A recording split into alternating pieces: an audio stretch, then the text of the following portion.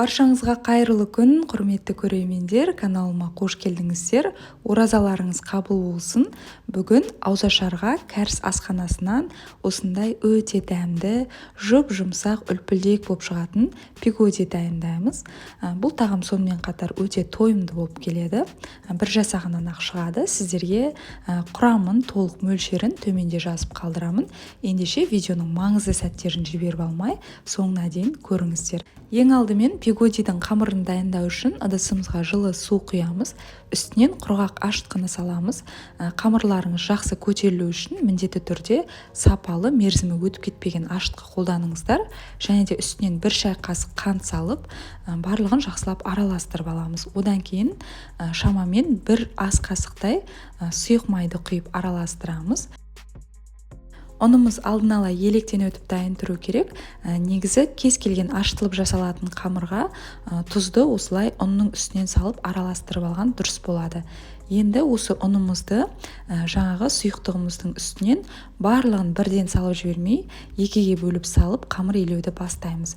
Мінекей бірінші бөлігін салдық, енді екінші бөлігін салып, қолымызбен жақсылап араластырып, жұп-жұмсақ қамыр илеп шығамыз.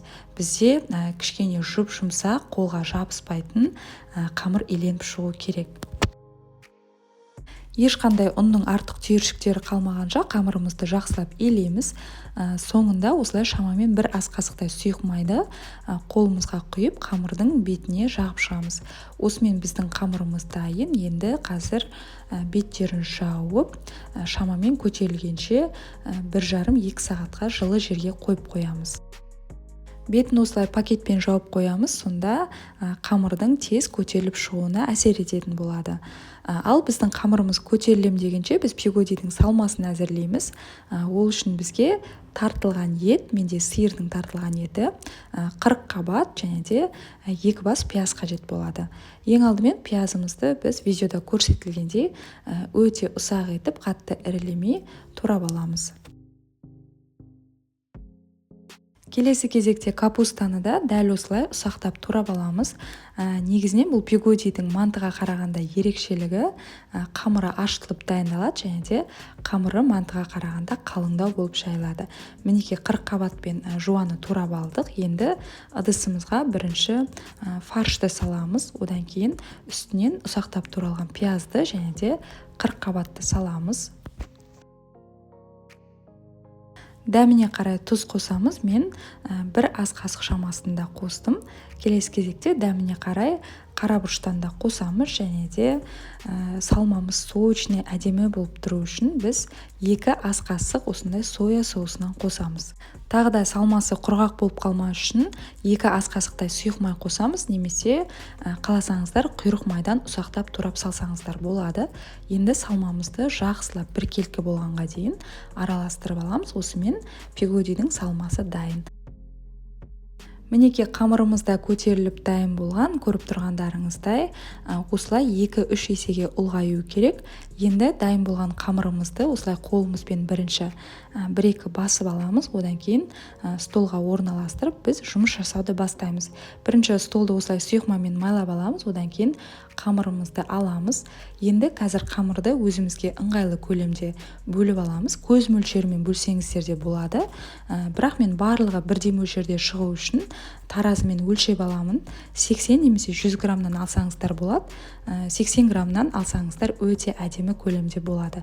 Мінекей осылай барлығын бөліп аламыз. Енді бөліп алғаннан кейін әрқайсысын осылай әдемілеп қолымызбен дөңгелетіп шардың формасына келтіреміз. Араларын кішкене ашықтау етіп орналастырып, беттерін кеуіп қалмас үшін пакетпен жауып қоямыз, және де бірінші дөңгелеткен қамырымыздан бастап алып біз пигодиді дайындауды бастаймыз. Бірінші кішкене ұн себелеп аламыз. Қамырымыз кішкене тағы көтеріліп қалған. Қолымызбен осылай басып, одан кейін оқтаумен жайып аламыз. Оқтаумен жай-жай шеттерін басып, айналдырып отырып жайсаңыздар болады. Мінекей қалыңдығы көріп тұрғандарыңыздай осындай мөлшерде болу керек. Енді қазір салмамызды салып түйеміз. Салмасын көптеу сала беріңіздер, өйткені біздің қамырымыз ашытылып жасалғандықтан өте тойымды болып келеді. Тек қана қамырын жеп отырғандай болмай, салмас үшін салмасын молынан үйіп сала береміз. Енді түйілуін мұқият көріп алыңыздар. Екі шетін жақсылап қысып аламыз, одан кейін осылай шет-шетінен алып бір-біріне жабыстырамыз. Түйілуі өте оңай. Соңғы жағында жақсылап бекітеміз, және де осылай кішкене басып қойсақ томпақ әдемі болып тұрады.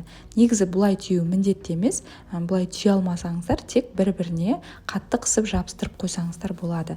Мінекей сіздерге түсінікті болу үшін тағы да түйілу барысын көрсетіп жіберейін. Мінекей бір шетін қысып аламыз, одан кейін екі шетінен жайлап осылай алып отырып бір-біріне жабыстырамыз. Сонда осылай өрілген сияқты әдемі формаға келеді. Соңғы жағындағы ұшын қаттырақ қысып, кішкене ішке қарай жабыстырып қоямыз. Мінекей осылайша біздің топ-томпақ сүйкімді бигодиларымыз дайын. Түйіп алғаннан кейін әрқайсысын негізі бетін пакетпен жауып отырыңыздар, кеуіп қалмасын. Мінекей осылайша әдемі болып тағы да көтеріледі. Енді мантаваркаға орналастырамыз. Мантаварканы бірінші майлап алыңыздар. Мен майлауды ұмытып кеткен екенмін. Сонда асты жабысып қалмай әдемі болып піседі. Міндетті түрде майлаңыздар. Енді пигодиімізді араларын бір-біріне қатты жабыстырмай ашықтау етіп орналастырамыз. Өйткені пісу барысында тағы біршама көтеріледі. Енді қайнап тұрған судың үстінен қойып 45 минут уақыт аралығында пісіріп аламыз. Мінекей көріп тұрғандарыңыздай пигодиіміз біршама көтеріліп, томпайып әдемі болып піскен. Енді дастарханға ұсынып жіберсеңіздер болады. Қалауларыңыз бойынша әсемдеп, ортасына кәріс салатын салып ұсына бересіздер. Өте аппетитный, керемет, дәмді болып шыққан, және де үлпілдек, жұп-жұмсақ болып шығады. Сіздерге қазір кесіп көрсетейін. Мінекей жұп-жұмсақ болып тұр. Осы видеом сіздерге пайдалы болған болса, ұнаған болса, тегін лайкты аямай басып, каналға төмендегі подписаться батырмасын басып, тіркеліп алыңыздар.